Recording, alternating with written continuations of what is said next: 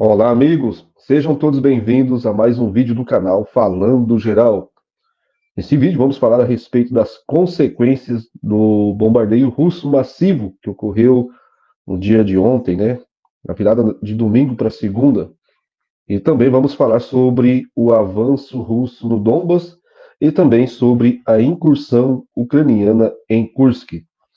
Mas gostaria de pedir para vocês, aqueles que não são inscritos no canal, inscreva-se agora e também ative o sino das notificações para ser avisado sempre que postarmos vídeos novos. Aqueles que puderem contribuir com super chat e super stickers vão ajudar e muito o nosso trabalho, visto que nem todos os nossos vídeos são monetizados. Pois bem, meus amigos, vocês viram aí nos últimos dias, nas últimas 48 horas, notícias sobre o maior ataque russo, né? Esse que é considerado aí o maior, ou se não, um dos maiores ataques russos à infraestrutura ucraniana. Ataque esse que, na visão de muitos analistas, acabou até demorando, visto que os ucranianos estavam aí infringindo ataques dentro do território russo. Nós trouxemos aqui para vocês, né, notícias de que duas bases aéreas russas foram atacadas durante a semana passada, uma base que fica a 300 quilômetros do fronte de guerra ucraniano, né, ali no Donbas, e a outra que fica a 2.000 quilômetros da Ucrânia, o que levanta algumas suspeitas. Como que esses ataques que foram utilizados drones, esse de 2.000 quilômetros, por exemplo, né, como que um drone cruzaria os céus russos 2.000 quilômetros sem ser detectado, sem ser derrubado pela artilharia antiaérea? Então, que levanta a suspeita que esses drones possam ter saído aí de algum país vizinho, membros da OTAN, como a Finlândia ou a Suécia, enfim. Ou outra suspeita é que o ataque possa ter sido orquestrado de dentro do próprio território russo. E, em contrapartida, né, a outra base que foi atacada na região de Volgogrado, fica a cerca de 300 quilômetros, as defesas antiaéreas também não conseguiram impedir os ataques. Há relatos de que alguns caças foram destruídos, né, ou danificados, em torno de 6 caças, entre eles os caças Su-34 de ataque ao solo e também ataques ao Su-35, né, que é um caça aí também multimissão, mas voltado para a superioridade aérea, ou seja, para combater outros caças. Então, dentro desse contexto todo, temos ainda a incursão ucraniana dentro do território russo de Kursk, onde acabou aí fazendo com que milhares de pessoas se deslocassem, deixassem suas casas e procurassem um local mais seguro. Então, todos esses ataques ucranianos estavam ali reforçando aqueles de dentro da Rússia, né, aquelas autoridades mais que queriam uma resposta mais dura do governo Putin, e isso não estava ocorrendo. Também temos a notícia de que uma balsa, né, a quarta balsa russa que fazia transporte ali, levando suprimentos para a Crimeia, teria sido afundada pelos ucranianos. Então, juntando tudo isso, meus amigos, no pacote, esperava-se uma resposta russa à altura. E essa resposta não estava acontecendo. Muitas pessoas impacientes, né? Quando eu digo pessoas de dentro da própria Rússia, querendo uma resposta mais dura por parte de Putin, o que acabou ocorrendo no dia de ontem, né? Aí, mais de 15 regiões ucranianas foram atacadas por mísseis e drones. O próprio presidente ucraniano Volodymyr Zelensky classificou esse ataque como sendo um dos maiores, né, ou o maior ataque dos últimos tempos. A Rússia teve como alvo a capacidade elétrica da Ucrânia, né, atingindo essas capacidades a fim de que deixar a produção bélica ucraniana em caos, né? Além dos constantes bombardeios que os russos já vêm fazendo sobre as instalações que eles consideram que sejam depósitos de armas, de suprimentos, mas também afetar a capacidade industrial bélica. E não se produz armas, não se produz equipamentos militares se você não tiver energia elétrica, né, meus amigos? Simples assim. Então, os russos miraram bastante a capacidade elétrica dos ucranianos. De tudo isso, Kiev também foi um dos maiores alvos aí dos ataques russos, ataques esses com drones e mísseis. Dizem que os russos utilizaram para esse ataque mísseis Kinzhal e também mísseis Iskander-M, além dos próprios drones. Os ucranianos, meus amigos, como sempre, dizem que repeliram aí 99% dos mísseis e drones, né? Mas as imagens mostram diversos mísseis, diversos drones atingindo os seus alvos. O Ministério da Defesa da Rússia afirma que todos os alvos designados foram atingidos. Então, mais uma vez, podemos observar uma guerra de narrativas, né? Mas que fica bastante evidente que os ucranianos não destruíram 99% dos mísseis e drones. Isso é óbvio, isso ficou muito claro pelas diversas imagens que infelizmente não podemos colocar aqui, né?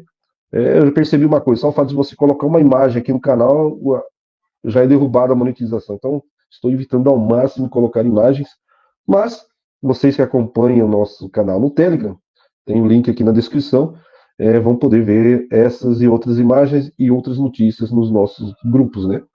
E também vamos voltar a fomentar, a movimentar aí o canal Falando de Guerra, canal que eu havia anunciado que voltaria a anunciar, postar vídeos lá, mas acabei não fazendo, porque houve um revés, né? A esperança é que o canal pudesse ser monetizado, o que acabou não ocorrendo, mas eu decidi que vou utilizá-los para mostrar essas imagens que não podemos mostrar aqui. Claro que não vão poder ser imagens tão pesadas também, senão o canal acaba sendo derrubado de vez. Mas fiquem atentos, aqueles que não são inscritos no canal Falando de Guerra, recomendo que se inscreva por lá, porque vamos começar a postar a partir de hoje vídeos no canal Falando de Guerra. Dito tudo isso, meus amigos, então temos a situação da seguinte maneira.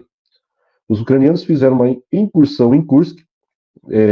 Um dos objetivos seria aliviar a tensão na frente de batalha no Donbas, né? Aliviar de que jeito? Fazer com que tropas russas se deslocassem do Donbas e fossem para Kursk, fossem movidas para lá, e assim os ucranianos pudessem continuar combatendo na região do Donbas.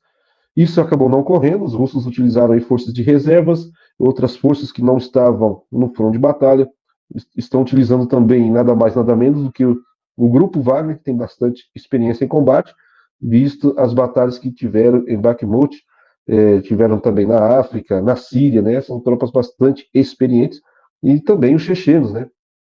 Do batalhão Akhmat, que estão lá lidando com os ucranianos, e cada dia que passa, estamos observando aí tropas ucranianas sendo dizimadas no território de Kursk. Mas os ucranianos continuam insistindo em Kursk. Enquanto isso, os russos continuam avançando no Donbas, né?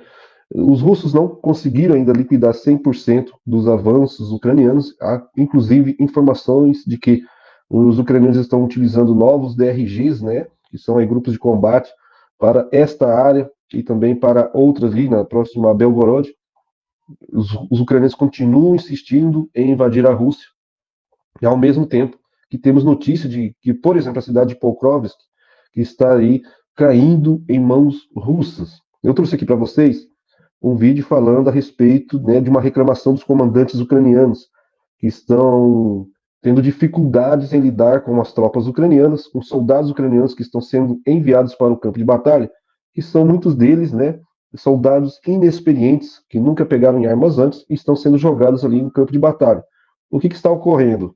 Esses soldados estão ficando com medo, muitos deles estão abandonando seus postos, estão com medo de atirar contra as tropas russas, e isso está sendo decisivo, está sendo determinante para que as tropas ucranianas possam aí acabar caindo a qualquer momento no Donbas. Cada dia que passa, nós estamos vendo notícias de tropas russas avançando em algum vilarejo na região. E agora a cidade de Pokrovsk está caindo em mãos russas, né? E isso diversas fontes estão dizendo isso. A cidade também de Ugledar pode estar aí caindo também em mãos russas. Há vídeos de assaltos russos utilizando para isso motos, pessoal. É interessante falar em motos, né? Que foi até o tema de uma. Não foi tema de uma live, mas foi falado isso durante uma live aqui no canal, inclusive com o Dr. Rodolfo Laterza, falando da utilização de motos no campo de batalha, né? Que muita gente até deram risada, como que vai utilizar motos no campo de batalha, mas se trata de um veículo extremamente veloz, rápido, né? E que de rápida mobilidade, às vezes dificultando e surpreendendo o inimigo. Então, os russos utilizaram motos em Ugledar, inicialmente, para fazer um assalto e surpreender os ucranianos, enquanto a tropa principal, movidos aí por tanques e blindados, vinham na retaguarda logo em seguida. Eu vou postar esse vídeo no canal Falando de Guerra e também nos nossos grupos aqui do Telegram e WhatsApp, tá bom, meus amigos? Então a situação é essa. Eu vejo que os ucranianos apostaram muito em Kursk, continuam apostando, enquanto o Donbas vai sendo tomado aí sistematicamente pelos russos. Os russos estão trocando Kursk pelo Donbas. Os russos estão fazendo muito a questão de Kursk. Os russos têm tropas suficientes para lidar com as tropas ucranianas que estão avançando em Kursk. E eu vejo que a prioridade dos russos não mudou, né? Eles não mudaram as prioridades, eles continuam avançando ali no Donbas e estão lidando com os ucranianos em Kursk. Para mim, foi uma aposta errada dos ucranianos, que estão perdendo tropas de elite, tropas muito bem qualificadas, que poderiam estar segurando o Donbas, né? Como estamos vendo, soldados inexperientes no campo de batalha, muitos deles fugindo, se entregando para os russos e não querendo atirar, né? Muitos com medo. Então, a situação bastante crítica para os ucranianos, além, é claro, desses ataques massivos que a gente não sabe se os russos vão repetir novamente, né? Os russos costumam dar essas respostas sempre que algo que eles consideram grave aconteça na Rússia, né? Como, por exemplo, a ponte da Crimeia que foi atacada, os russos realizaram algo desse tipo.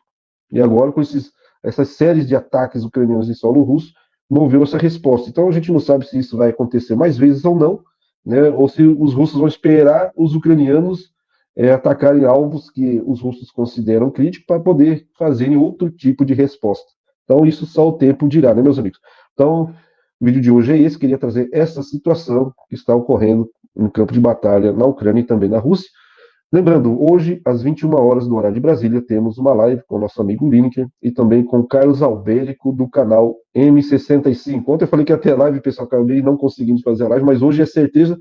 Live hoje, já guardem aí, anotem na agenda de vocês, às 21 horas do horário de Brasília. Lembrando, aqueles que puderem contribuir com superchat, super stickers, fiquem à vontade. Também tem nosso Pix passando aí, ó, falando de guerra@outlook.com. Estamos precisando, pessoal, comprar equipamentos aqui para fazer lives de qualidade para vocês, tá bom?